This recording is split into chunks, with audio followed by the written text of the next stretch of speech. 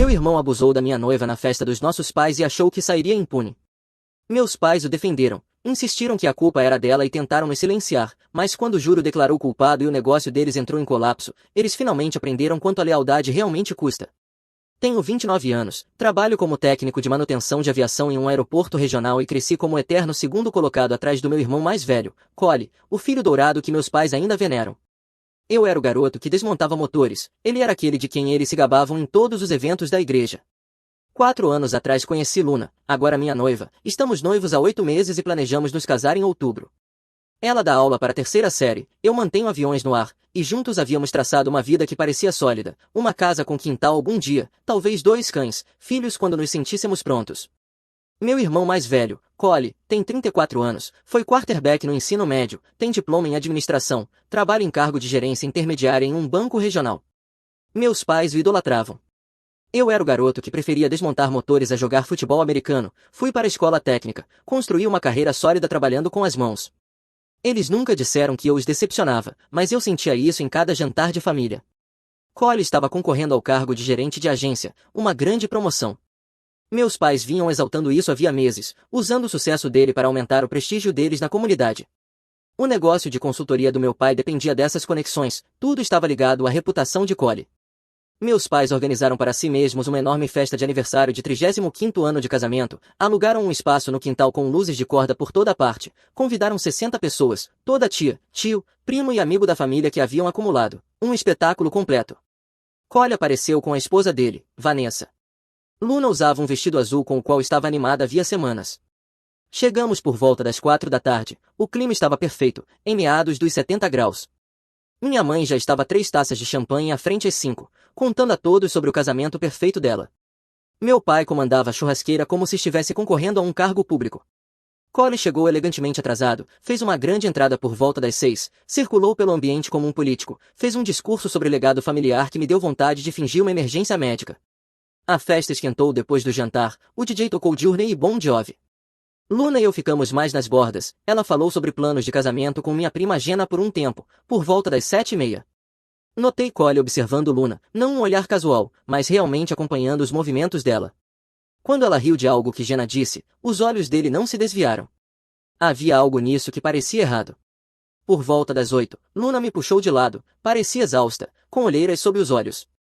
Foi uma semana difícil na escola, preciso de 5 minutos longe disso, ela disse em voz baixa, minha cabeça está explodindo e acho que se mais uma pessoa perguntar quando vamos ter filhos eu realmente vou surtar. Sorri apesar de tudo, vai para dentro, o prédio principal tem algumas salas silenciosas no fundo, descansa 20 minutos se precisar, vou checar você em breve. Ela apertou minha mão, beijou minha bochecha e desapareceu no prédio principal pela entrada lateral. Eu a observei ir e fiz uma anotação mental para ir vê-la, mas fiquei preso em uma conversa. Um amigo do meu pai queria tirar dúvidas comigo sobre os novos requisitos de certificação da FAA. Olhei para o relógio, os novos regulamentos são um saco, basicamente só mais papelada. Mantive curto, mas ele continuou falando. Quase 30 minutos se passaram antes de eu perceber que precisava encontrar Luna. O prédio tinha um corredor longo com cerca de 7 salas pequenas se abrindo para os lados. O gerente do local mencionou que a sala ficava fechada para eventos, usada principalmente para armazenamento e escritórios administrativos durante a semana. A maioria das portas estava escura.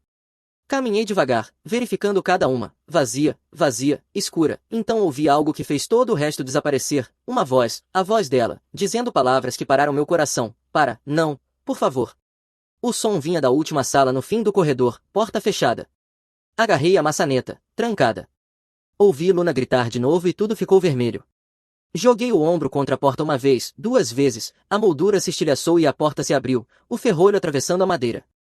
Cole tinha Luna presa contra a parede com todo o peso do corpo dele, a mão dele tampava a boca dela, o vestido estava rasgado no ombro e puxado para baixo, expondo o sutiã, a outra mão dele apalpava o peito dela. Ela chorava, lágrimas escorrendo pelo rosto, tentando desesperadamente afastá-lo, mas ele a mantinha completamente imobilizada. Ela não conseguia se mover, não conseguia respirar direito, não conseguia gritar. Os olhos dela encontraram os meus na luz fraca e eu vi puro terror. Tudo ficou vermelho, a visão se fechou, os ouvidos começaram a zunir. Não pensei, apenas me movi. Agarrei Cole pela parte de trás da gola da camisa e o arranquei de cima dela com tanta força que ele cambaleou para trás e bateu na parede oposta.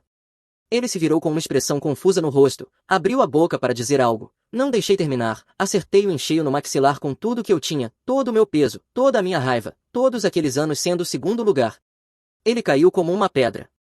Fui atrás dele no chão, bati nele de novo e de novo, o nariz dele quebrou com um estalo que senti nos nós dos dedos, sangue por toda parte, espirrando nas minhas mãos, na camisa cara dele, no chão. Ele tentou cobrir o rosto, mas eu continuei. Cada jantar de família em que eu não importava, cada vez que meus pais escolheram ele em vez da decência básica, tudo saiu através dos meus punhos. Alguém me agarrou por trás e me puxou com força considerável, provavelmente meu primo David, cara grande, trabalha com gestão de frete. Ele gritava alguma coisa, mas eu não conseguia ouvir palavras, apenas ruído, meus ouvidos uniam alto demais. Fui imediatamente até Luna. Ela desabou em mim, as pernas cedendo, tremendo incontrolavelmente, incapaz de formar palavras, apenas fazia sons ofegantes. As pessoas inundaram o corredor, deviam ser cerca de 20 parentes, minha mãe gritando, David ao telefone ligando para 911. Cole não conseguia se sentar, continuava escorregando no próprio sangue. Minha mãe abriu caminho pela multidão, viu Cole no chão, correu até ele e caiu de joelhos, começou a tocar o rosto dele freneticamente. O que aconteceu? Quem fez isso? Oh Deus, Cole! Ela levantou o olhar para mim, viu o sangue nas minhas mãos e a compreensão surgiu. A expressão dela mudou para ódio puro. O que você fez com seu irmão? Pergunta a ele o que estava fazendo quando eu entrei. Cole jamais faria isso, deve haver alguma confusão. Ela olhou além de mim para Luna, para o vestido rasgado dela, as lágrimas, o terror, por um segundo achei que talvez ela enxergasse a verdade. Em vez disso disse, será que você não entendeu mal as intenções dele? Querida, você disse algo que o fez pensar que você queria. Afasta-se dela. Eu me coloquei entre elas, minha voz saiu fria, morta. Afasta-se dela agora mesmo. Meu pai chegou, empurrou a multidão, viu tudo, Cole sangrando, eu com as mãos cobertas de sangue, Luna chorando, a multidão observando. O rosto dele passou por cálculos, como girar essa história, como minimizar as consequências. Luna finalmente falou, quase um sussurro, mas todos se calaram para ouvir. Ela contou tudo, como Cole a seguiu para dentro, a encurralou naquela sala, trancou a porta, a agarrou quando ela tentou sair, cobriu a boca dela quando ela gritou, rasgou o vestido puxando para baixo, apalpou. Ela disse que ela o estava provocando a noite toda, que ela queria aquilo, como ela lutou, mas ele era forte demais. Minha mãe começou a chorar, mas não por Luna, por Cole, pelo rosto dele, pela carreira dele, pela imagem da família. As sirenes se aproximavam, a festa tinha acabado, tudo tinha acabado. Cole olhou para mim uma vez, apenas uma. Não vi nada nos olhos dele, nenhum remorso, nenhuma vergonha, apenas confusão, como se ele realmente não conseguisse entender por que eu estava tão bravo. Aquele olhar ficou queimado na minha memória. Eu soube que ele não achava que tinha feito nada de errado, nunca acharia, e soube que aquilo era só o começo. A polícia separou todos. 2 policiais jovens colheram primeiro o depoimento de Luna. Ela repetiu tudo, com detalhes que quebravam a voz dela. Fotografaram o vestido rasgado, as marcas no ombro e no peito, o rosto dela, os hematomas começando a se formar onde Cole a havia agarrado. Depois Cole, o nariz destruído, o lábio rachado, o sangue. O policial me perguntou diretamente se eu tinha feito aquilo. Sim. Por quê? Eu contei exatamente o que vi. Ele assentiu e anotou.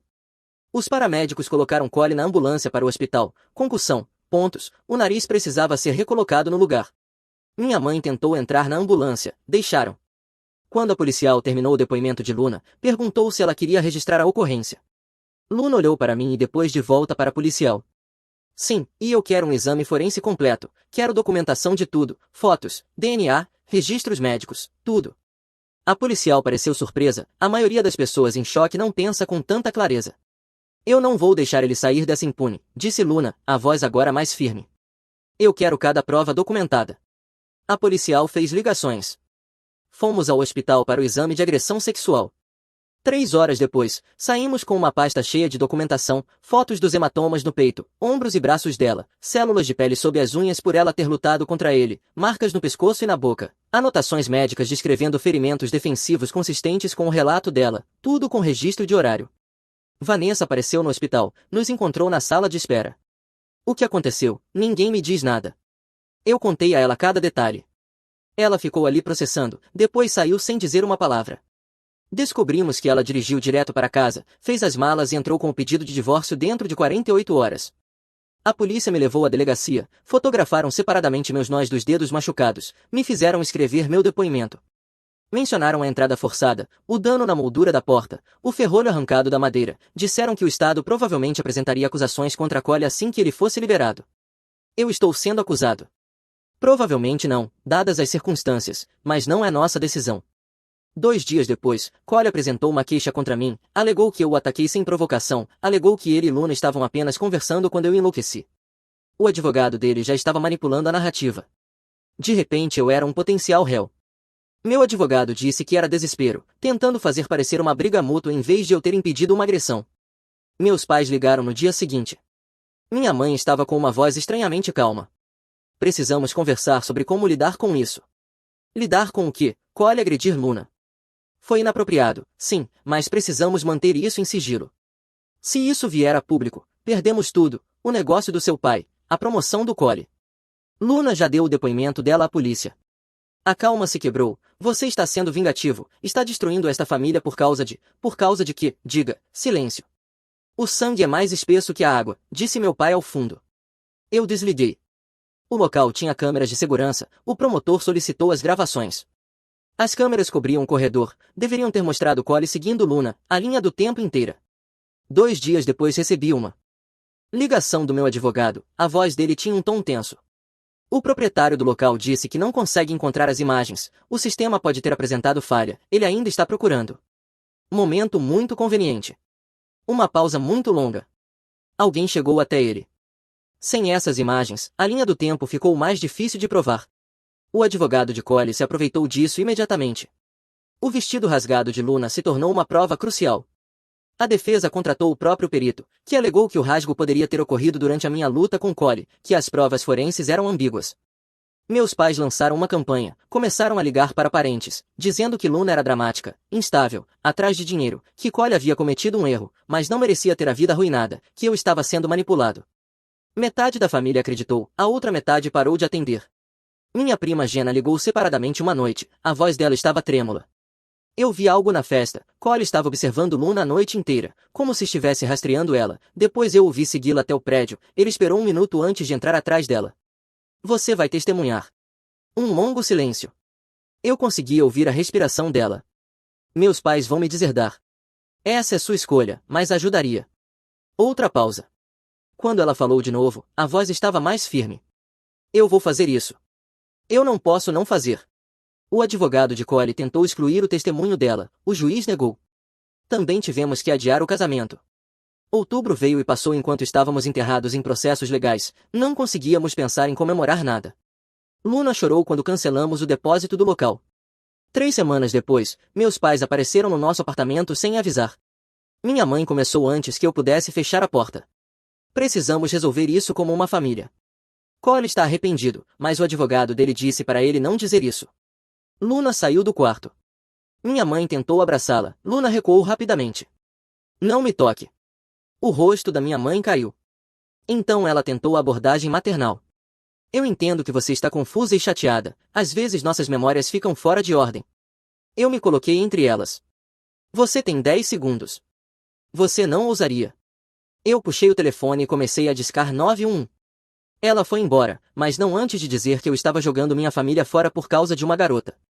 Alguns dias depois, meu supervisor no trabalho me chamou de lado. Ouvi falar da sua situação, tire todo o tempo que precisar para o tribunal. A promotora, Patrícia, revisou tudo e disse que tínhamos um caso forte, apesar das imagens perdidas, mas Cole contratou um advogado caro, financiado pelos meus pais. Ele apresentou moção após moção tentando suprimir provas, excluir testemunhas, atrasar o julgamento.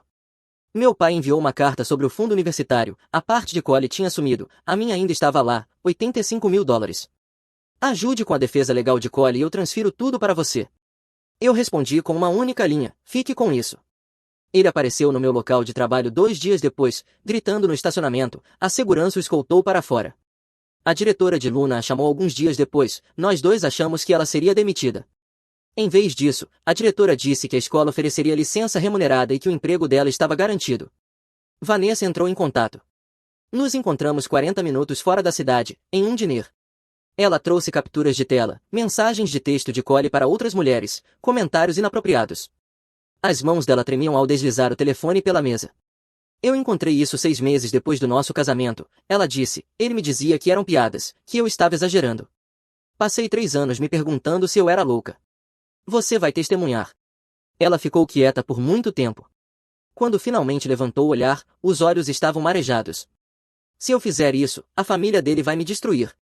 Eu sei, mas se você não fizer, ele vai fazer isso com outra pessoa.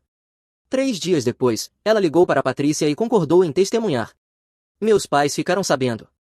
Meu pai apareceu na casa da mãe de Vanessa tentando pressioná-la, começou a bater na porta às 9 da noite. A mãe dela chamou a polícia. Ele recebeu uma advertência por assédio. A promotoria pediu uma ordem de proteção, o juiz concedeu 500 pés de distância de qualquer testemunha. Mesmo assim, eles continuaram aparecendo. Minha mãe no mercado onde Luna faz compras, na seção de hortifruti, fingindo olhar abacates, mas claramente esperando. Luna não denunciou, não tinha provas, não foi coincidência, e minha mãe se dispersou quando eu cheguei. Depois Corey tentou. Apareceu no nosso apartamento com meus pais e meu tio Frank, um pastor. Queremos falar com Luna em particular, disse o tio Frank, para que Corey possa se desculpar adequadamente. Luna não deve nada a ele. Você está interferindo no caminho da redenção. Saiam da minha porta. Eles foram embora. O tio Frank ligou mais tarde falando sobre rezar pela minha alma, eu bloqueei o número dele. A campanha de destruição de reputação escalou.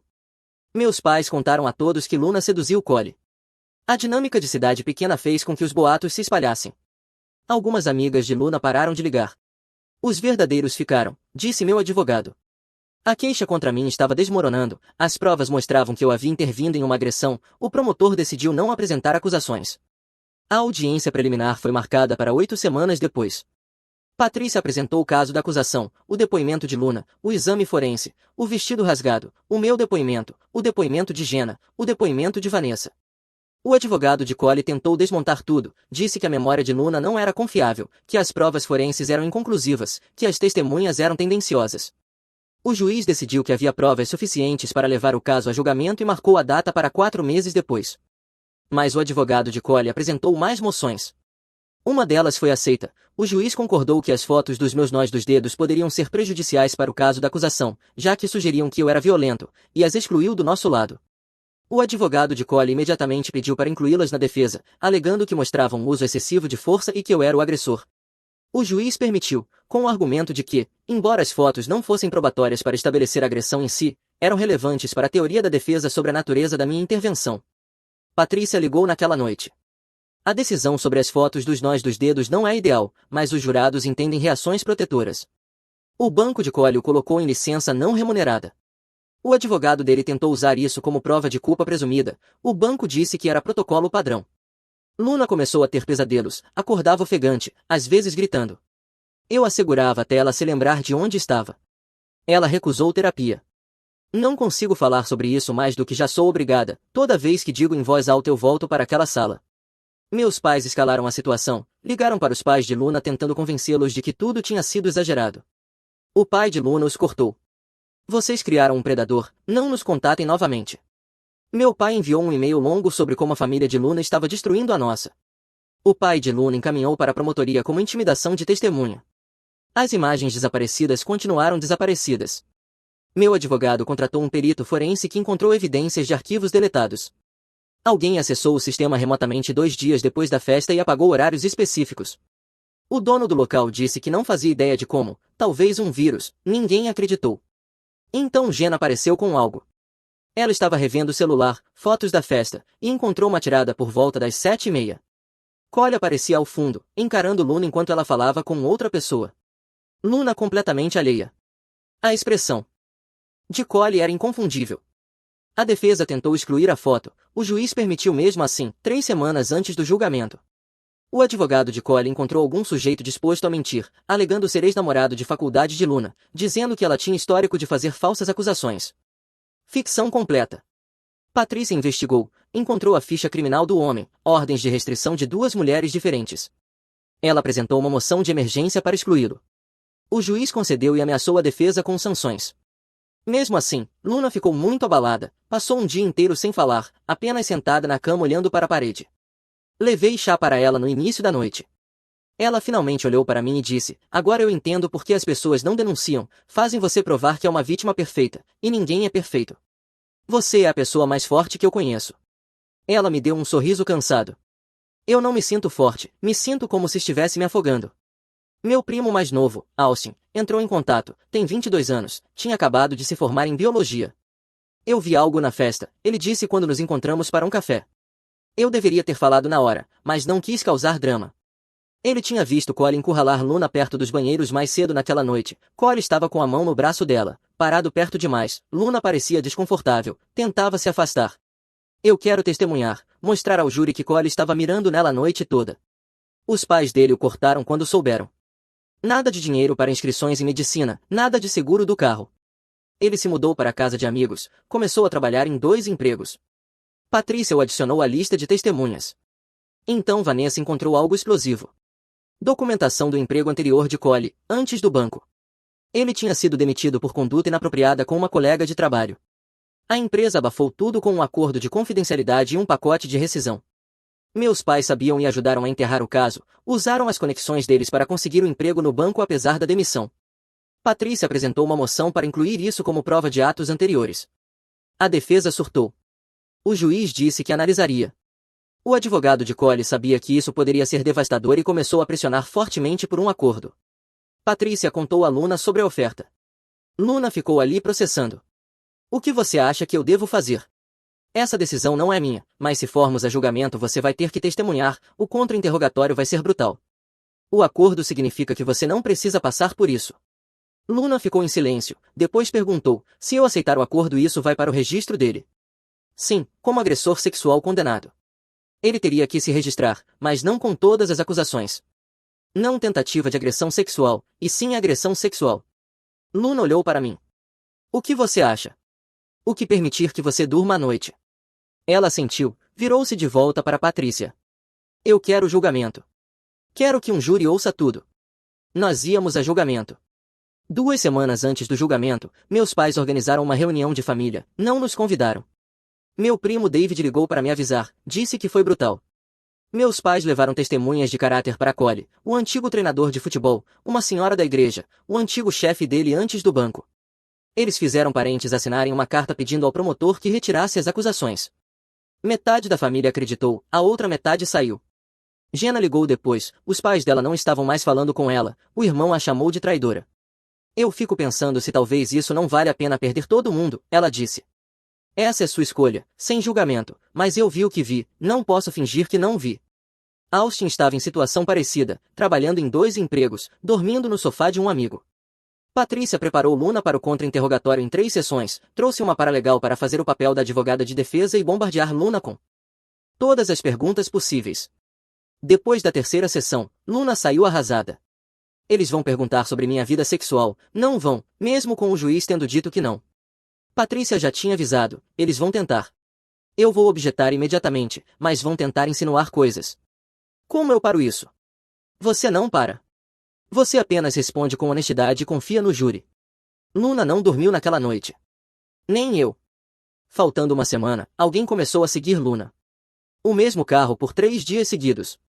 Ela notou a placa. Patrícia passou pelos contatos da polícia. O registro voltou ligado a uma empresa de investigação particular. Meus pais tinham contratado eles.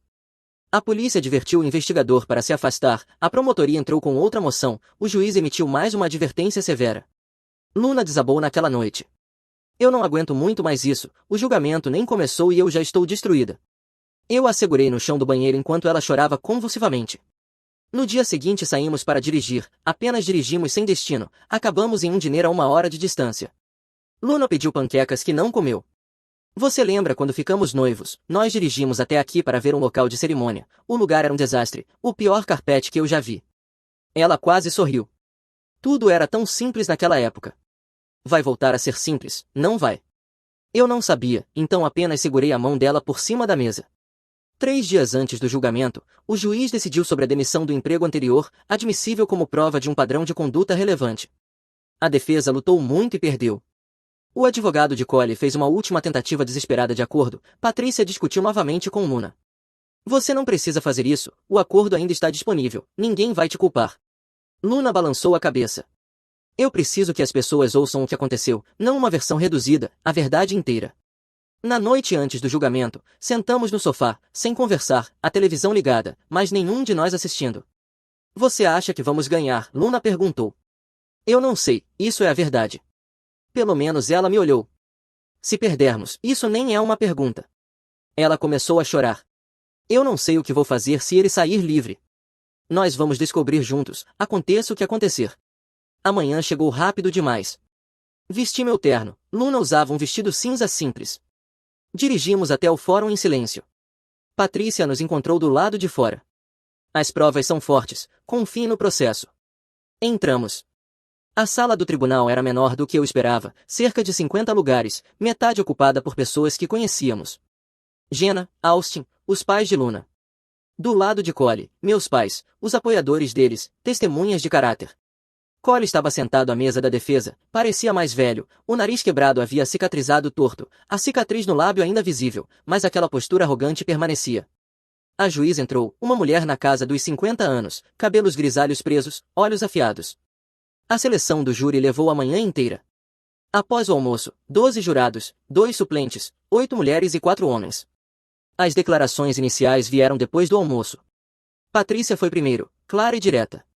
Mostrou fotos do vestido rasgado de Luna, das marcas no ombro e no peito, da sala trancada com danos de entrada forçada. Explicou como eu intervim para impedir uma agressão. O advogado de Cole foi previsível, alegou que Luna havia flertado com Cole, entrou naquela sala por vontade própria, e quando eu apareci, ela entrou em pânico e inventou a história de agressão, pintando a mim como verdadeiro agressor. A mão de Luna tremia, eu a apertei. A promotoria chamou os policiais que atenderam a ocorrência. Primeiro, eles descreveram a cena, o estado de Luna, a porta trancada com o ferrolho arrancado da moldura. As lesões de Cole. A defesa tentou criar dúvidas, sugeriu que os policiais não poderiam saber o que aconteceu antes de chegarem, não funcionou. Jenna testemunhou sobre Cole rastreando Luna, seguindo-a até o prédio. A defesa tentou descartar como comportamento normal de festa. Eu já fui a muitas festas, disse Jenna com firmeza, aquilo não era normal. Uma das juradas assentiu levemente. Austin testemunhou sobre Cole encurralando Luna mais cedo, ficando perto demais enquanto ela parecia desconfortável. O primeiro dia terminou. Patrícia disse que tinha ido bem, mas que o dia seguinte seria mais difícil. Pedimos comida chinesa, ficamos mexendo no macarrão que nenhum de nós queria. O segundo dia começou com Vanessa. Ela descreveu o comportamento controlador de Cole durante o casamento, o ciúme, o isolamento, a descoberta das mensagens inapropriadas. A defesa fez um contra-interrogatório agressivo, sugerindo que ela estava amargurada e mentindo por vingança. Vanessa olhou diretamente para o advogado e disse que era grata pelo divórcio, que ele a tinha salvado de um homem perigoso. Então Patrícia lançou a bomba, as provas da demissão anterior de Cole, a conduta inapropriada, o acordo de confidencialidade, como meus pais sabiam e ajudaram a enterrar tudo. O advogado de Cole objetou tarde demais. O júri ouviu cada palavra. Meus pais pareciam devastados. Depois veio o meu depoimento. Eu relatei tudo, encontrar os dois, cada detalhe, a mão de Cole sobre a boca dela, o terror de Luna, o vestido rasgado puxado para baixo, a mão dele apalpando o peito dela. A defesa tentou me pintar como instável, sugeriu que eu estava procurando uma desculpa para machucar Cole. Qualquer homem que não defenderia sua noiva naquela situação não merece ser conhecido, eu disse. A defesa trouxe as fotos dos meus nós dos dedos, sugeriu força excessiva. Eu parei quando alguém me puxou para longe. Patrícia tinha me alertado no almoço. 2 jurados pareceram desconfortáveis. Se perguntarem de novo, mostre consciência de que a violência tem consequências. No redirecionamento, a promotora perguntou se eu me arrependia das minhas ações. Eu pausei. Eu me arrependo de ter chegado àquele ponto, eu gostaria de ter encontrado eles antes, mas não me arrependo de ter parado ele. Então Luna foi chamada. Ela caminhou devagar até o púlpito, fez o juramento, sentou. Contou a noite inteira, entrar no prédio, Cole seguindo, a sala, o que ele disse, o que ele fez, trancar a porta, cobrir a boca dela quando tentou gritar, rasgar o vestido e apalpar o peito, o terror que sentiu. A voz dela se manteve firme no depoimento inicial. O contra-interrogatório foi brutal, 3 horas de perguntas sobre a roupa dela, por que foi para uma sala privada, por que não gritou mais alto, se eu era controlador. Luna respondeu tudo com calma, sem vacilar. Então o advogado perguntou sobre relacionamentos passados. Patrícia objetou, a juíza acolheu. Ele tentou perguntar sobre a vida sexual dela. Patrícia já estava de pé. A juíza acolheu e advertiu a defesa. Mais uma pergunta inapropriada e eu o colocarei em desacato. Ele recuou, perguntou se ela estava atrás de dinheiro. Luna chegou a rir, um som seco. Eu ganho meu próprio dinheiro ensinando crianças, não preciso de nada dele. O advogado tentou mais um ângulo, sugeriu que o vestido tinha rasgado durante minha luta com Cole. Luna apontou a linha do tempo, os policiais fotografaram imediatamente, o exame médico documentou tudo antes mesmo de eu ser separado de Cole. Provas médicas não mentem, ela disse, mesmo quando advogados tentam distorcer. A juíza advertiu sobre linguagem inflamatória, mas alguns jurados estavam sorrindo. Luna deixou o banco das testemunhas, ela tinha sobrevivido. O terceiro dia foi da defesa, que chamou testemunhas de caráter, o treinador de futebol, a senhora da igreja, o ex-chefe. Todos falaram sobre como Cole era uma ótima pessoa. Patrícia não os atacou, apenas estabeleceu que nenhum deles estava na festa. Então Cole testemunhou. O advogado conduziu a versão dele, Luna dando sinais, tocando o braço dele, entrando para ter privacidade, as coisas ficando físicas mais consensuais, eu invadindo e Luna entrando em pânico. Patrícia o desmontou no contra. Interrogatório. Perguntou por que a porta estava trancada se era consensual. Ele disse que não tinha trancado. O relatório policial afirmava claramente que o ferrolho estava acionado, com danos de entrada forçada. Perguntou sobre o vestido rasgado. Ele disse que rasgou quando eu o ataquei. As fotos mostravam que Luna já usava o vestido rasgado antes de eu tocá-lo. Perguntou por que Vanessa foi embora, ele se enrolou. Perguntou sobre a demissão anterior, ele disse que foi um mal-entendido, a documentação dizia o contrário. Cada resposta o fazia parecer pior, suando, tropeçando, se contradizendo. As alegações finais foram no quarto dia. Patrícia conectou cada peça, mostrando como a história de Cole não batia com as provas físicas, os depoimentos, o histórico documentado. O advogado de Cole falou em dúvida razoável, memórias imperfeitas, tragédia familiar, disse que o Estado estava tentando arruinar a vida de um homem por alegações fracas. O júri deliberou por 8 horas. Esperamos em uma sala lateral, Luna ficou completamente móvel, eu andava de um lado para o outro, Patrícia checava o telefone. Finalmente nos chamaram de volta por volta das 6 da tarde. A juíza pediu ao porta-voz do júri que lesse o veredito, culpado. Luna desabou contra mim, soluçando. Eu a segurei enquanto ela tremia. Atrás de nós, os pais de Luna choravam. Meus pais permaneceram em silêncio. A juíza agradeceu ao júri e marcou a sentença para 3 semanas depois. Saímos e os repórteres tentaram fazer perguntas. Patrícia fez sinal para que eles se afastassem. A sentença veio 3 semanas depois. A juíza deu a ele 8 anos de prisão, com possibilidade de liberdade condicional após 6 anos por bom comportamento, embora a decisão final coubesse ao conselho de condicional. Ela chamou as ações dele de predatórias, disse que ele abusou da confiança da família, demonstrou zero remorso genuíno e deixou claro que a pena relativamente branda se devia à ausência de condenações anteriores no registro, não porque o crime não fosse grave. Meus pais não compareceram à sentença. 3 meses depois da condenação, Luna e eu tentávamos construir algo normal, um apartamento diferente do outro lado da cidade, novas rotinas, distância de tudo. Luna começou a fazer terapia sozinha no início, levou 6 semanas até sugerir que fossemos juntos. As sessões eram difíceis. A terapeuta sempre voltava a uma pergunta: como você se sentiu quando descobriu sobre a compra do negócio? Eu tinha descoberto que o negócio de consultoria do meu pai estava indo muito mal depois do julgamento, os clientes tinham ido embora em massa, o sócio dele queria sair desesperadamente. O acordo de parceria tinha uma cláusula que dizia que, se qualquer um dos sócios quisesse dissolver a sociedade, poderia forçar a venda de todo o negócio a um terceiro caso não chegassem a um acordo de compra. O sócio acionou a cláusula. Fiz uma oferta por meio de um advogado, uma empresa de responsabilidade limitada anônima, comprei todo o negócio por 60 centavos por dólar. O sócio aceitou imediatamente. Meu pai não pôde bloquear a venda pelos termos da parceria. Como isso fez você se sentir? Perguntou a terapeuta Luna quando ele te contou. Luna ficou em silêncio. Aliviada, eu acho. Os pais dele não podem mais usar as conexões como alavanca. E de que outra forma? Eu não sei, às vezes inquieta. Eu olhei para ela. Inquieta como? Não sobre você ter feito isso, apenas sobre quanto prazer você sente com a queda deles. Às vezes eu me preocupo que a raiva esteja te consumindo. Aquilo bateu forte, ficou no meu peito como um peso. Ela está certa, disse a terapeuta. Raiva sim vira a própria prisão. Quando assumi oficialmente a propriedade, a primeira ação foi registrar a papelada me listando como dono, a segunda foi enviar uma carta ao meu pai informando que o antigo negócio dele agora pertencia ao filho que o decepcionou. Ele ligou incoerente de raiva. Você roubou meu legado. Você se destruiu defendendo Cole. Eu arruinei minha vida por sua causa. Não, você arruinou sua vida pelas próprias escolhas. Eu apenas comprei um negócio falido pelo valor de mercado. Desliguei e bloqueei o número dele. Mas as palavras de Luna ficaram comigo. A satisfação que senti ao ver meu pai desmoronar, o prazer frio quando minha mãe foi presa por violar a ordem de proteção. Eu estava me tornando alguém cuja raiva era mais perigosa do que útil. Liguei para o advogado dos meus pais 3 semanas depois e marquei uma reunião em local público. Quando contei a Luna, ela pareceu surpresa. Você tem certeza? Não, mas acho que preciso ouvir o que eles têm a dizer. Eu vou com você. Meu tio Steve foi como mediador. Nos encontramos em uma cafeteria no novo subúrbio deles, a 30 minutos de distância, cidade pequena, ruas quietas, um enorme rebaixamento. Eles já estavam lá, sentados em um boxe no canto. Pareciam ter envelhecido 15 anos em menos de um. O cabelo do meu pai completamente grisalho, minha mãe tinha emagrecido, parecia quase frágil. Não era o luto performático do julgamento, era a devastação real. Sentamos.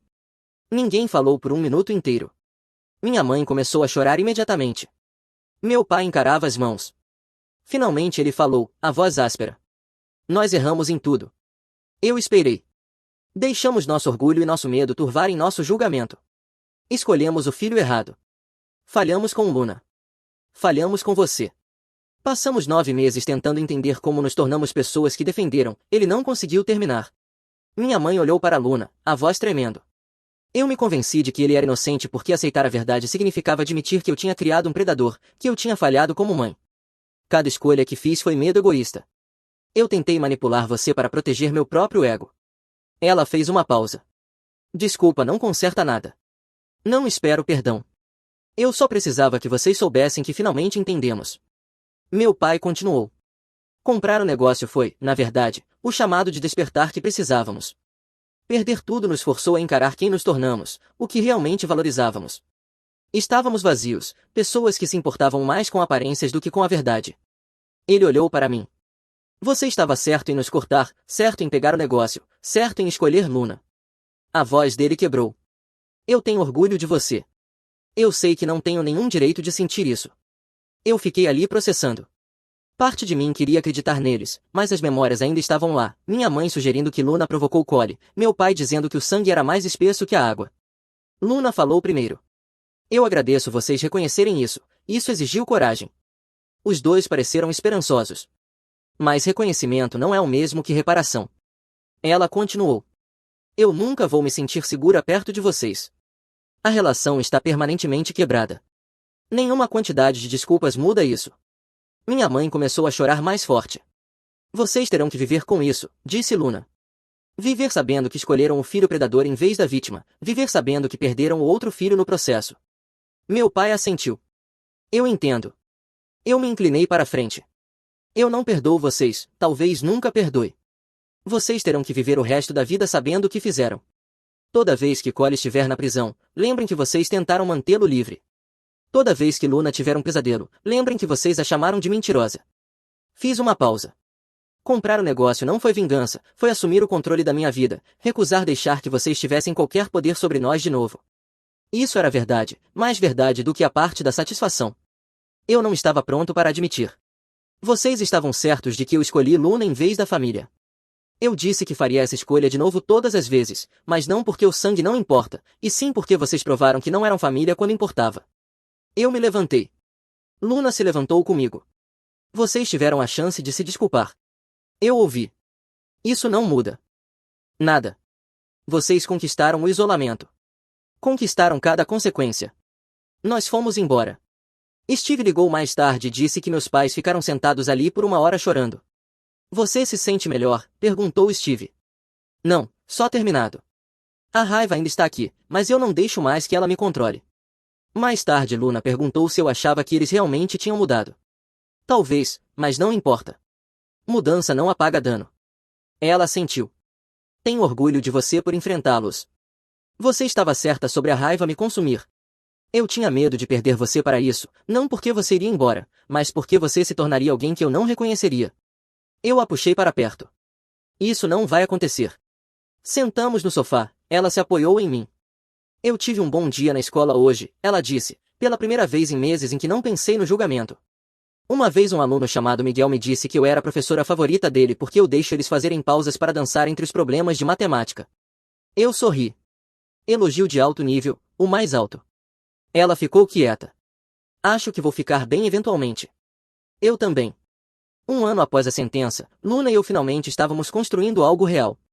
O negócio estava estável sob a nova gestão que eu tinha contratado, e Luna tinha voltado a dar aulas em tempo integral, chegando em casa com histórias que soavam como luz do sol em vez de estresse. Compramos uma casa pequena com quintal e adotamos um cachorro, Murphy, cujos únicos objetivos na vida eram petiscos e correr atrás de esquilos. Collie ainda estava na prisão, não indo bem pelo que ouvimos, mas eu não sentia satisfação com isso, apenas anotava. Meus pais ficaram quietos no subúrbio deles, fazendo trabalho voluntário com uma organização de combate à violência doméstica, pouco e tarde demais, mas ao menos algo. A família em grande parte seguiu em frente. Jenna e Austin ficaram mais próximos do que nunca.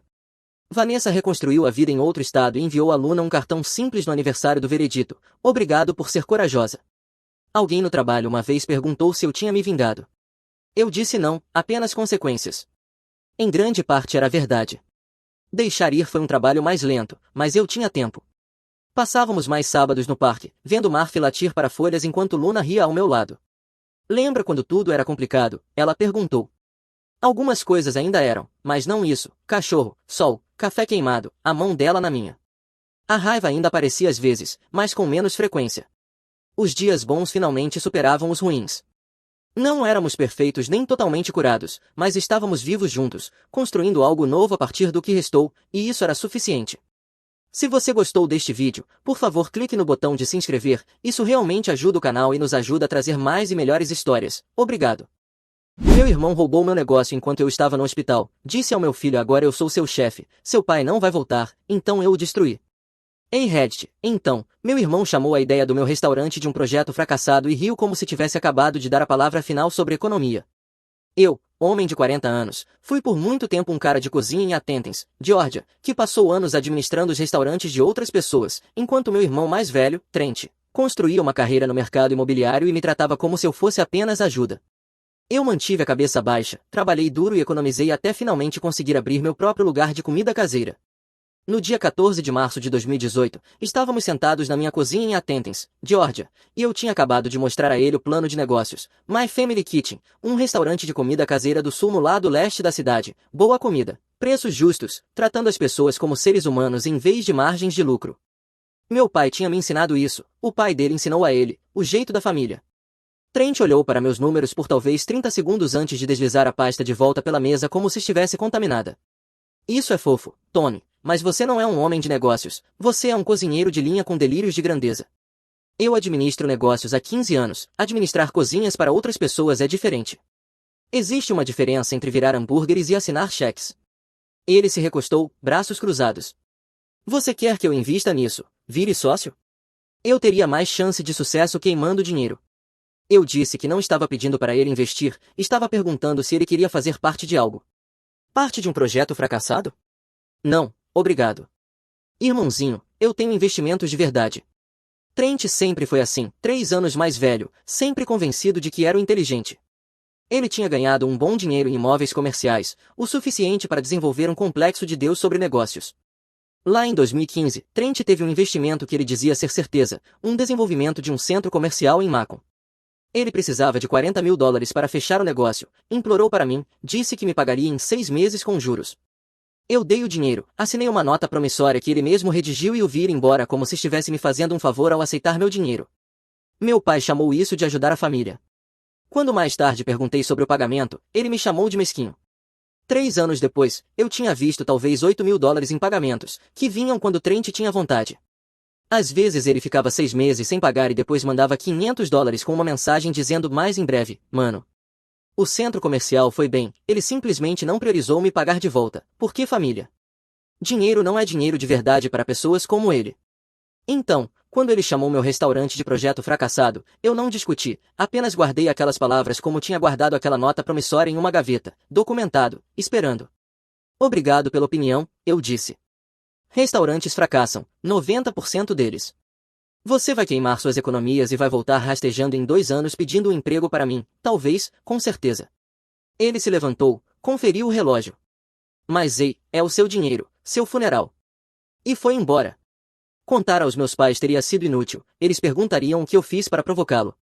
Eu fiquei ali olhando para meu plano de negócios, para o logotipo que Maria tinha criado, ela passou semanas nele, um simples garfo e faca cruzados sobre uma casa de fazenda, My Family Kitchen. Meu filho Noah tinha 12 anos na época. Ele estava ouvindo do corredor.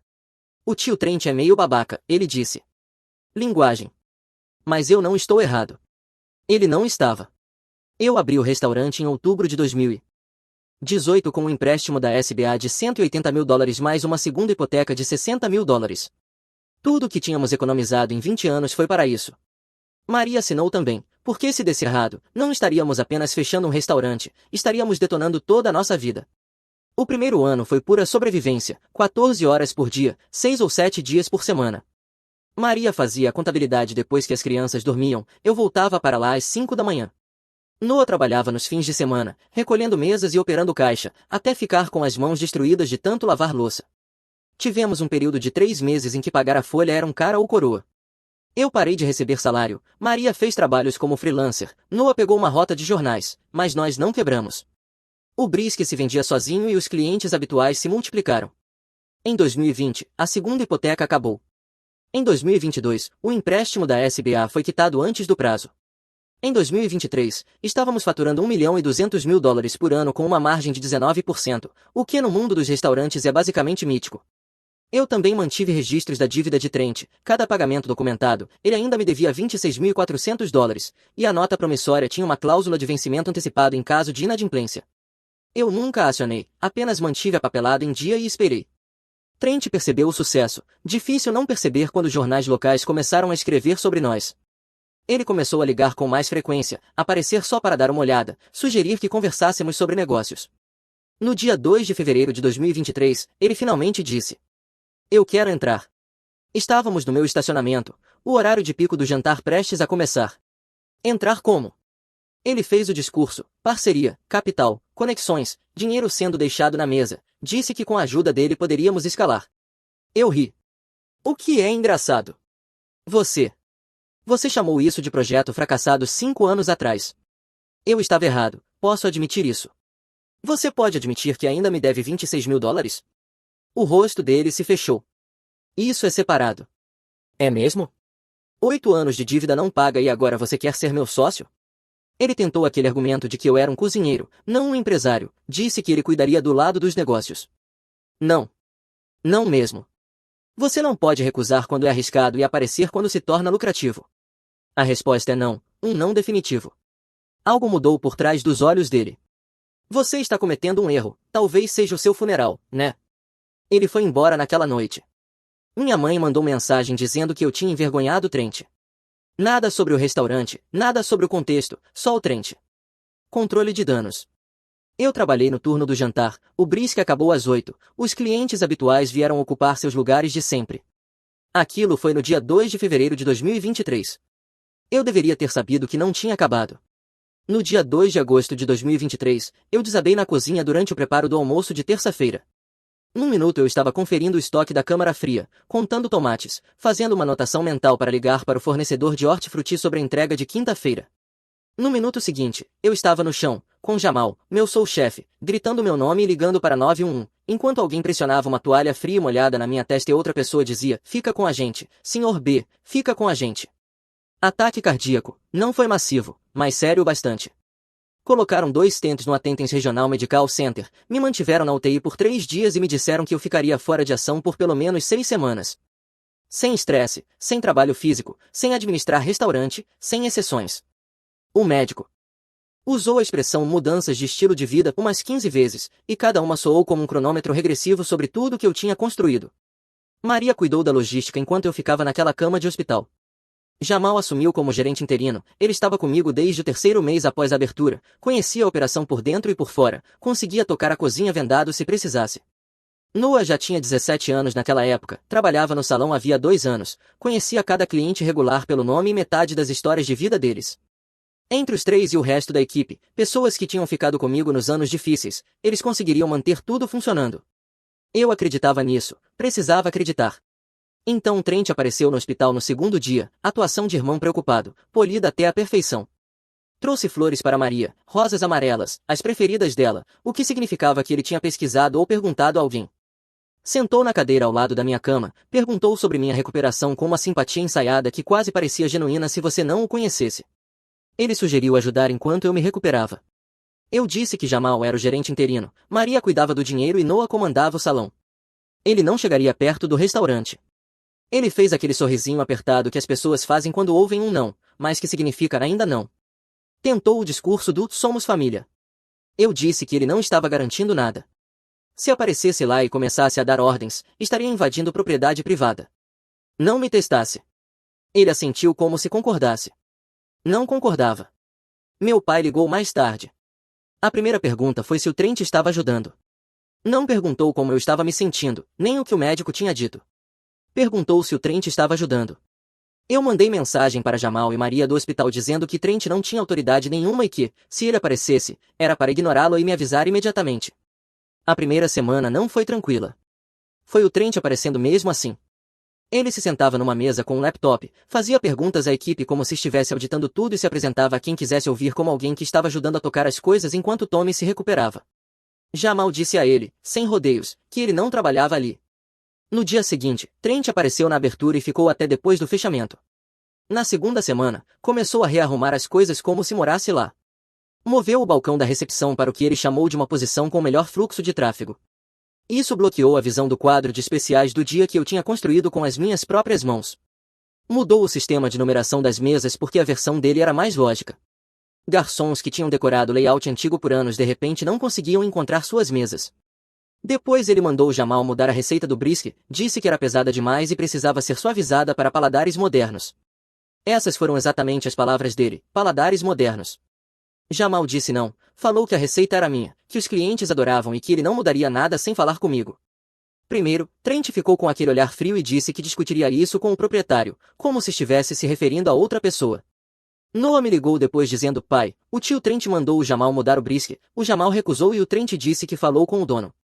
O dono sou eu sei, mas a maneira como ele falou foi como se já estivesse se imaginando nesse papel. Liguei para Trent naquela noite do meu quarto no hospital.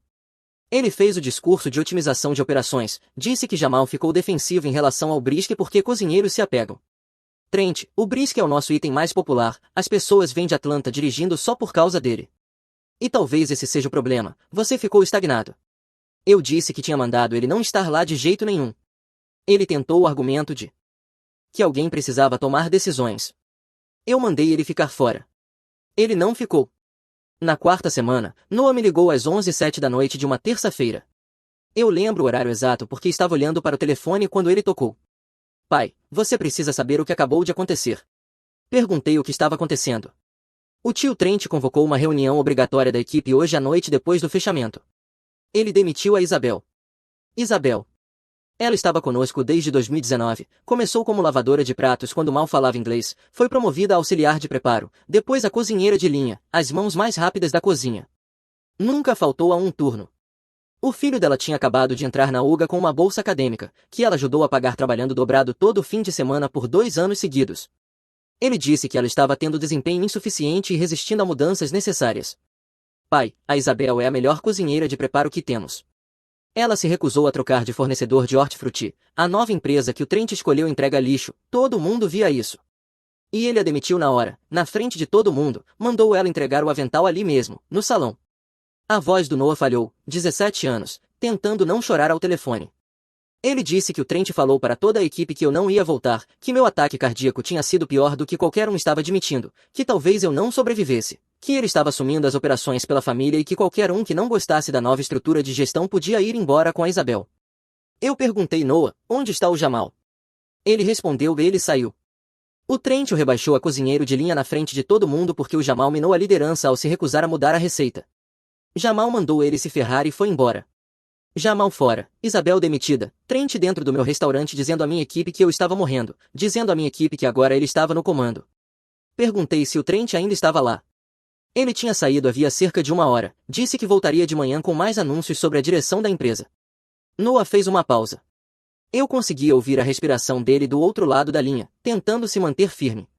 Mas, pai, tem mais uma coisa.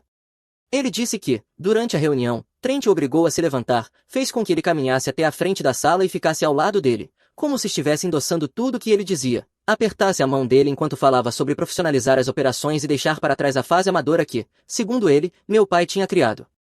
Todos estavam olhando para mim, disse Noah. Todos os garçons que me conheciam desde os 15 anos, que me ensinaram a equilibrar 6 pratos em um braço só, que me acobertaram quando eu derrubei uma bandeja na minha primeira semana. Toda a equipe da cozinha, que me ensinou a preparar legumes, a limpar as fritadeiras e a não me cortar no fatiador. Eu não podia dizer nada, não podia sair andando. Eu só tive que ficar ali em pé e apertar a mão dele enquanto ele sorria para mim como se já tivesse vencido, como se aquele aperto de mão significasse que eu estava do lado dele. Meu filho de 17 anos foi usado como um adereço enquanto Trent me humilhava dentro do meu próprio prédio, forçado a encenar lealdade a um homem que estava tentando destruir tudo que nossa família tinha construído. Noah, não faça nada esta noite. Não confronte ele, não discuta, apenas vá para casa. Eu vou consertar isso. As câmeras de segurança, o sistema que eu tinha instalado no ano anterior, fazia backup na nuvem. Eu precisava que ele garantisse que tudo das últimas 4 semanas estivesse salvo e com cópia em outro lugar também. Já está feito, pai. Eu venho baixando cópias desde a segunda semana. Tive a sensação de que algo assim poderia acontecer. Ele estava interessado demais desde o começo. Ele já tinha as imagens baixadas. 17 anos. E já pensando 3 passos à frente de um homem adulto que passou a vida inteira convencido de que era a pessoa mais inteligente em qualquer sala. Eu desliguei e liguei para meu advogado naquela noite às 11h30. Meu advogado cuidava do meu trabalho jurídico desde que eu abri o restaurante, documentação de incorporação, revisão de contratos de aluguel, contratos com fornecedores, uma pequena disputa no juizado de pequenas causas com um fornecedor que tinha nos passado para trás em um pedido de carne 3 anos antes. Nada dramático, apenas direito empresarial básico para um pequeno restaurante tentando fazer tudo da maneira correta, tentando cruzar todos os T e pontuar todos os I, porque é assim que se sobrevive em um setor onde a maioria não sobrevive.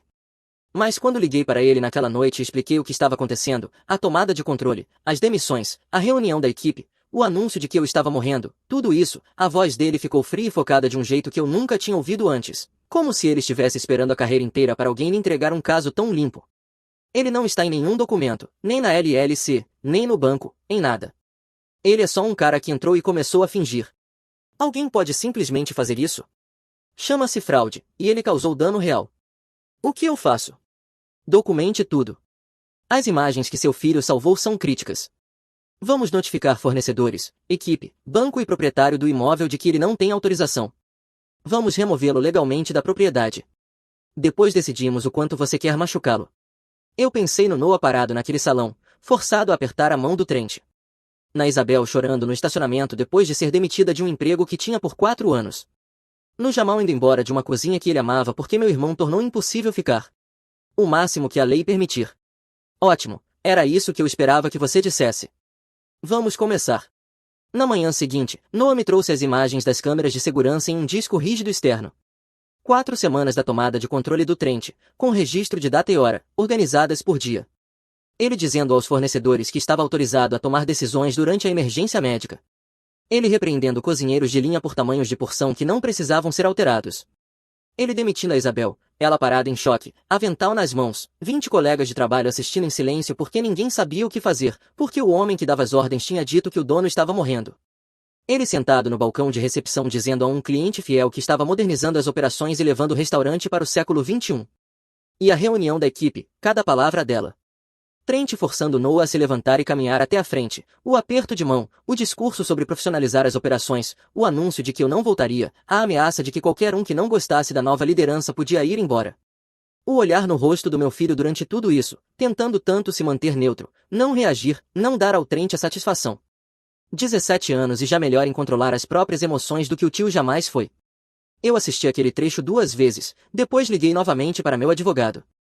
Ele entrou com a papelada naquela mesma tarde, uma carta de cessar e desistir para o Trent, enviada por correio registrado e por e-mail ao mesmo tempo, e uma notificação formal para todos os fornecedores de que ele não tinha autorização. Notificação por escrito ao banco informando que qualquer tentativa do Trent de acessar as contas deveria ser sinalizada e comunicada. Notificação por escrito ao proprietário do imóvel. Aviso de invasão. Na manhã seguinte, Trent foi legalmente proibido de entrar na propriedade. Naquela noite, Trent me deixou uma mensagem de voz fazendo o discurso de que estava mantendo meu restaurante vivo, dizendo que eu deveria estar agradecendo, reclamando de eu ter arrastado advogados para um assunto de família. Eu não liguei de volta. Ele não acreditou.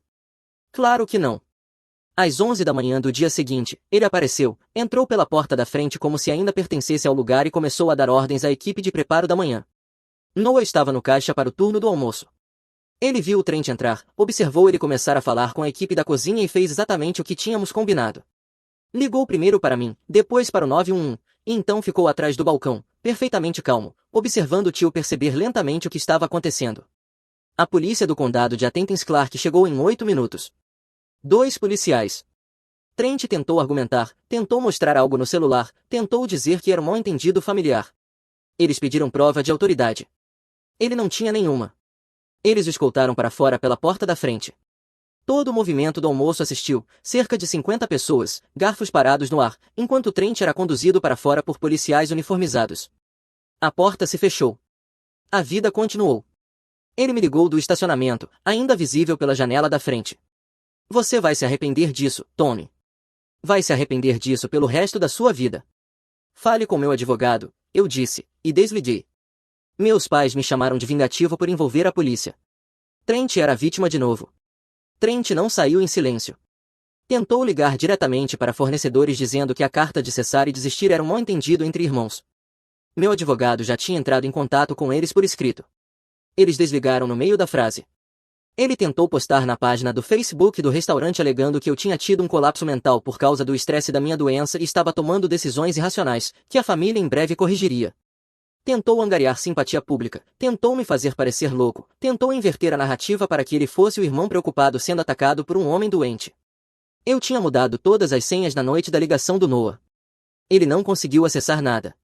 Ele tentou entrar com uma petição emergencial no Tribunal Superior do Condado de Clark alegando propriedade parcial com base em contribuição de trabalho e uma parceria familiar implícita, termos jurídicos reais que ele provavelmente pesquisou no Google às 2 da manhã enquanto bebia energético e sentia pena de si mesmo. O juiz indeferiu em 48 horas. Trent não tinha nenhuma documentação, porque não havia nada para documentar. Nenhum investimento, nenhum acordo de parceria, nada, apenas a convicção absoluta de que ele merecia o que eu tinha construído, de que querer algo com força suficiente lhe dava o direito de tomar. Mas eu ainda não tinha terminado. Eu estava apenas começando. Lembra daquela nota promissória? Os $40.000 que eu emprestei ao Trent lá em 2015, quando ele estava desesperado por capital e veio até mim de chapéu na mão, com o ego temporariamente guardado no porta-malas do carro. Aquela da qual ele ainda devia $26.400 depois de 8 anos de pagamentos esporádicos e desculpas constantes e mês que vem, mano, eu prometo. Aquela nota tinha uma cláusula de vencimento antecipado, escondida no parágrafo 7, o parágrafo que o Trent provavelmente nunca leu, porque o Trent não lê o que assina, ele só assina. Se o mutuário deixasse de pagar 3 parcelas consecutivas programadas, o credor poderia exigir o pagamento imediato de todo o saldo restante, sem aviso, sem negociação, apenas pagar ou enfrentar uma sentença. Trent tinha inadimplido várias vezes ao longo dos anos. Eu documentei cada uma delas, cada pagamento perdido, cada cheque devolvido, cada desculpa, cada mensagem de texto, tudo com data e hora, capturas de tela e salvo em 3 contas diferentes de nuvem, porque aprendi há muito tempo que, quando você lida com alguém como o Trent, você guarda os comprovantes. Meu advogado enviou a carta de cobrança no dia 15 de setembro de 2023. Trent tinha 30 dias para pagar $26.400 integralmente ou eu entraria com pedido de sentença e buscaria todos os métodos legais de cobrança disponíveis pela lei da Geórgia, penhora de salário, bloqueio de contas bancárias, penhoras de bens, tudo. Trent me ligou gritando, fez o discurso do empréstimo familiar, como eu ousava tratar um empréstimo entre irmãos como uma obrigação legal de verdade, como eu ousava envolver advogados em assuntos de família, como eu ousava ser tão frio, calculista e mesquinho. Disse que não tinha $26.000 sobrando, tentou transformar tudo em restaurante, em vingança, em eu ser incapaz de largar um rancor. Isso é porque você me deve dinheiro. Não tem nada a ver com mais nada. 30 dias, Trent. Fale com meu advogado. Ele não pagou. Provavelmente não podia pagar. Os investimentos imobiliários dele estavam em dificuldade desde a pandemia e eu suspeitava fortemente que o estilo de vida dele era sustentado quase todo por limite de cartão de crédito e otimismo. O tipo de cara que faz leasing de uma BMW enquanto a conta corrente fica perto de zero. O tipo de cara que fala de fluxo de caixa para explicar por que não consegue pagar o irmão, mas de alguma forma sempre tem dinheiro para mensalidade de golfe, jantares caros e viagens a Las Vegas para eventos de networking. Eu entrei com o pedido de sentença em outubro. O tribunal analisou a nota promissória, analisou o histórico de pagamentos, 8 anos de documentação, cada prazo perdido, cada cheque devolvido, cada desculpa enviada por mensagem à meia-noite quando ele achava que eu poderia estar dormindo e menos propenso a responder, analisou a completa falta de defesa do Trent e decidiu que ele me devia $26.400, mais juros acumulados, mais honorários advocatícios, totalizando uma sentença de $31.800. $47. Eu entrei com pedido de penhora de salário em novembro. De cada contra-cheque que o Trent recebesse dali em diante, 25% viriam diretamente para mim até que a dívida fosse quitada. O mesmo irmão que chamou meu restaurante de projeto fracassado agora estava financiando o sucesso dele com cada depósito quinzenal. Eu não vou fingir que isso não foi satisfatório. Não vou fingir que eu não conferia minha conta no primeiro e no 15º dia de cada mês só para ver o dinheiro dele virar meu. Mas nem isso foi o fim. Isabel entrou com uma queixa por demissão indevida junto ao Departamento de Trabalho da Geórgia. Trent a tinha demitido enquanto ainda encenava o papel de dono, sem autoridade, sem documentação, sem nada além do próprio senso inflado de importância e de uma reunião de equipe em que ele se proclamou rei. O negócio em si não foi responsabilizado, eu recontratei Isabel imediatamente com pagamento retroativo integral no dia seguinte à remoção de Trent, e ela chorou no meu escritório por 10 minutos antes de voltar para a cozinha como se nada tivesse acontecido. Mas Trent foi citado pessoalmente na denúncia por falsa representação fraudulenta e por causar dano material a uma funcionária. O nome dele, as ações dele, as consequências dele. O Departamento de Trabalho investigou. Entrevistaram Isabel, que mostrou as mensagens de texto que Trent tinha enviado sobre novas expectativas da gestão. Entrevistaram outros membros da equipe. Analisaram as imagens das câmeras de segurança, incluindo a reunião em que ele anunciou minha morte como se estivesse lendo um comunicado oficial. Assistiram às gravações e levaram aquilo a sério. Encaminharam o caso para investigadores estaduais. Não era mais uma questão civil, era criminal. Em dezembro, Trent estava sob investigação ativa. Em Athens, nos círculos de pequenos empresários, as notícias viajam mais rápido do que o do Ordas. Todo mundo sabia o que Trent tinha feito com o próprio irmão. As parcerias comerciais dele se dissolveram ao longo dos 6 meses seguintes. Ele perdeu contratos de gestão um por um, à medida que os proprietários decidiram que não queriam seus prédios associados a alguém sob investigação. O mercado imobiliário comercial funciona à base de confiança e reputação. Quando ambas desapareceram, a carreira do Trent também desapareceu. O cara que tinha me dado lições sobre investimentos de verdade estava vendo o próprio portfólio evaporar porque ninguém mais queria apertar a mão dele.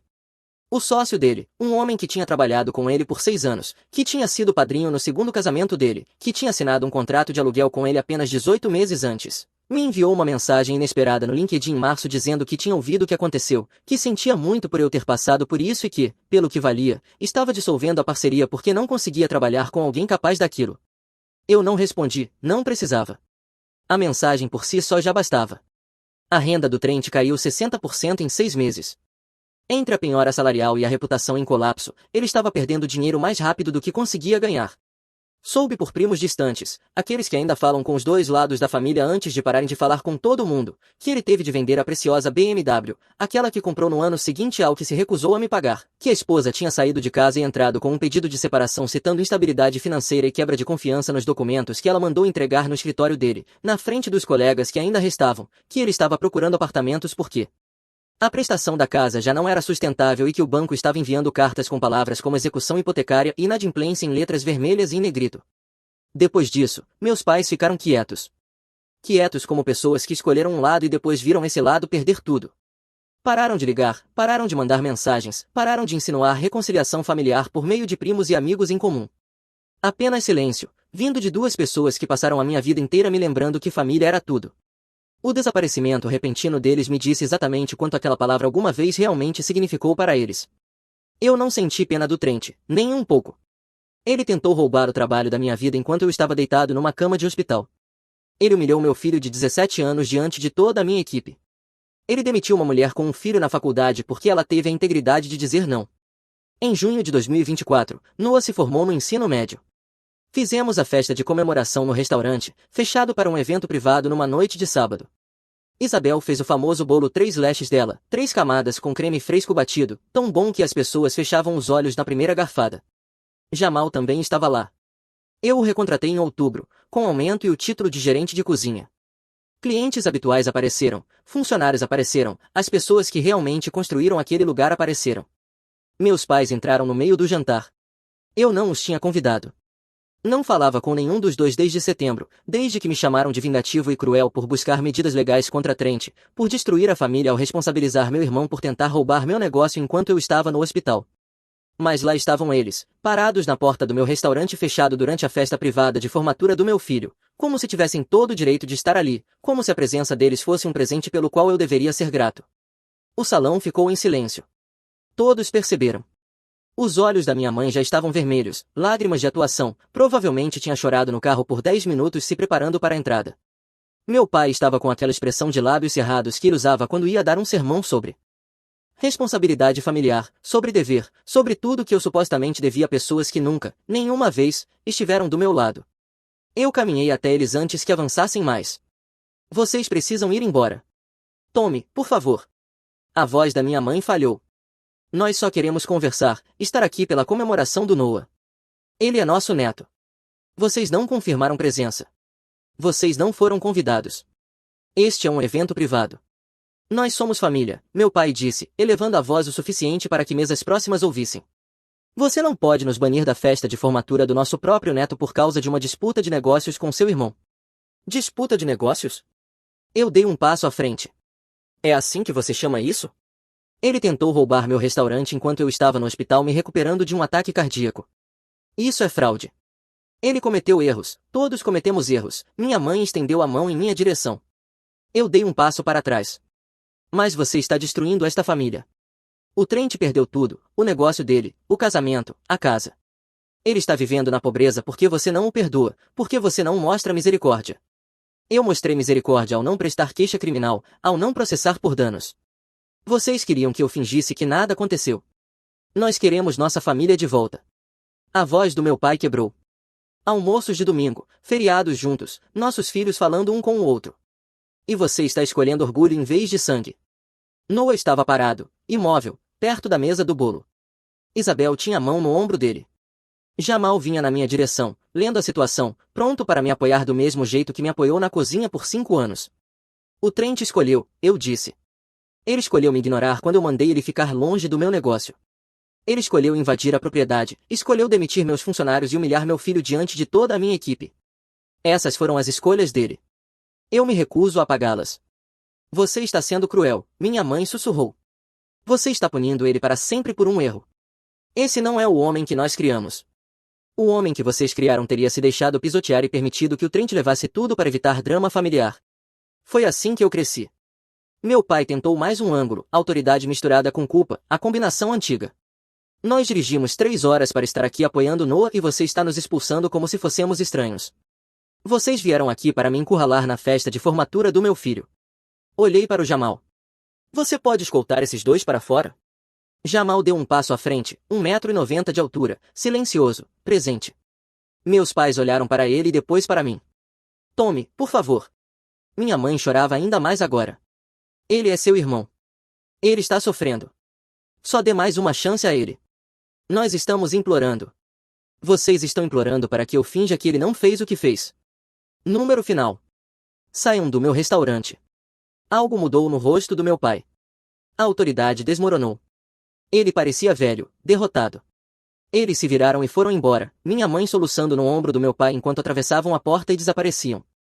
O salão permaneceu em silêncio. Então um dos nossos clientes habituais de longa data se levantou e começou a aplaudir.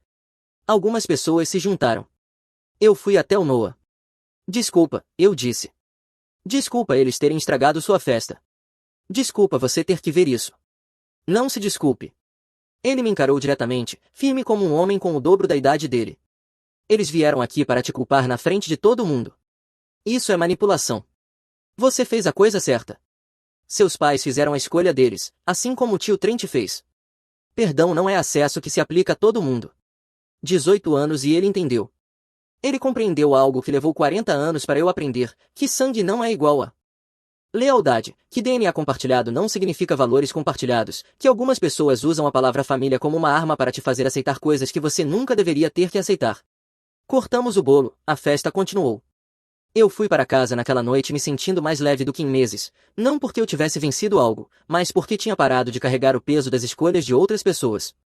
3 dias depois, Trent apareceu na minha casa às 6:30 da manhã, bem quando eu estava saindo para o turno do café da manhã. Estacionou na guia da calçada naquele carro surrado, muito longe da BMW que ele dirigiu por anos, aquela que ele comprou com dinheiro que deveria ter sido usado para me pagar. Ele estava ali esperando como um cobrador, só que ele era quem devia. A ironia não passou despercebida por mim. Nada naquela situação passou despercebido. Eu passei por ele em direção à minha caminhonete. Ele saiu do carro e me seguiu. Os passos dele na minha entrada soavam desesperados. Tudo nele soava desesperado. Tome, espera, não. Por favor, um minuto. Só isso que eu estou pedindo. Eu parei, virei e olhei para ele.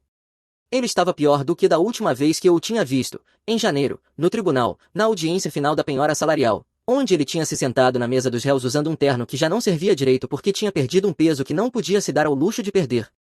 Mais magro agora, roupas penduradas no corpo, olheiras profundas, como se não dormisse há semanas, o que provavelmente era verdade. A arrogância que tinha definido Trent a vida inteira, a confiança que permitiu que ele entrasse no meu restaurante e começasse a dar ordens como se fosse dono, tinha desaparecido completamente, substituída por algo desesperado e quebrado. Algo pelo qual eu talvez sentisse pena se não lembrasse do rosto do Noah durante aquela reunião de equipe, se não lembrasse da Isabel chorando no estacionamento, se não lembrasse do Jamal indo embora de uma cozinha que ele amava. Mamãe e papai me contaram o que aconteceu, ele disse, a voz áspera, como se tivesse passado a noite inteira ensaiando aquilo. Como você expulsou eles da festa do Noah? Como disse que tinha acabado com todos nós? Eu disse que tinha acabado de ser manipulado. Se eles querem interpretar isso como ter acabado com eles, isso é problema deles. Eles estão tentando consertar as coisas, trazer a família de volta. Você não consegue ver isso? Invadindo a festa de formatura do meu filho? Me pedindo para fingir que você não tentou destruir minha vida? Isso não é consertar nada, isso é varrer para debaixo do tapete. Ele deu o pedido de desculpas ensaiado, disse que tinha errado, disse que tinha perdido tudo, o negócio, a esposa, a casa, perguntou quanto mais eu precisava. Consequências não expiram só porque você está cansado de vivê-las. O que você quer de mim? Eu estou implorando. Ele estava parado na minha entrada às 6:30 da manhã implorando por outra chance. Você não é meu irmão. Você é alguém que compartilha meu DNA e tentou roubar minha vida quando eu estava no meu ponto mais fraco. Então é isso? Eu estou cortado para sempre? Talvez algum dia eu te perdoe, de uma forma distante que não afete minha vida diária. Mas te perdoar não significa confiar em você. Não significa que eu te quero na minha vida. Não significa que você faz parte da minha família, do meu negócio ou do futuro do meu filho. Você matou isso, não eu. Por favor, a penhora continua até você pagar cada centavo. A ordem de invasão é permanente. Se você entrar em contato comigo de novo, eu entro com denúncia por assédio. Se aparecer na minha casa outra vez, eu chamo a polícia. Se tentar entrar em contato com o Noah ou com a Maria, eu peço uma ordem de restrição. Não é negociável. Saia, Trent, enquanto ainda pode. Ele ficou ali por um longo momento, olhando para mim como se o irmão mais novo tivesse sido substituído por alguém completamente fora do alcance da manipulação. Então voltou para o carro e foi embora. Eu não ouvi mais nada dele desde então. Também não ouvi nada dos meus pais. Silêncio total por 8 meses e contando. Nenhum cartão de aniversário para o Noah, nenhuma ligação em feriados, nenhuma mensagem de só checando, nada. As pessoas que passaram minha infância inteira me dando sermões sobre a importância da família aparentemente decidiram que família só importa quando é conveniente para elas, quando significa que sou eu quem se curva, que sou eu quem finge. Às vezes as pessoas me perguntam se eu me arrependo de ter cortado o contato, se penso em tentar falar, se fico acordado à noite pensando se fui duro demais, frio demais, implacável demais. Eu não penso. Nenhuma vez. Nem de perto. O restaurante continua vencendo. $1.800.000 no ano passado, margens que fazem outros donos ficarem olhando em silêncio. Um segundo ponto em Vatnsville, se as licenças forem aprovadas. Mesma comida, mesma playlist, mesmas regras. Noah está na UGA, aprendendo os números e trabalhando nos fins de semana. Ele quer entrar de vez. Eu estou bem em escalar, desde que o lugar continue colocando pessoas em primeiro lugar e que a receita do brisket continue trancada a 7 chaves. No mês passado, Trent finalmente terminou de pagar a nota de 2015. Transferência final de $847, numa terça-feira aleatória, sem mensagem. Eu emoldurei o extrato ao lado do nosso primeiro dólar. Ele chamou de projeto fracassado, tentou roubá-lo enquanto eu estava no hospital e aprendeu para que servem os comprovantes. Se você gostou deste vídeo, por favor aperte o botão de se inscrever. Isso realmente ajuda o canal e nos ajuda a trazer mais e melhores histórias. Obrigado.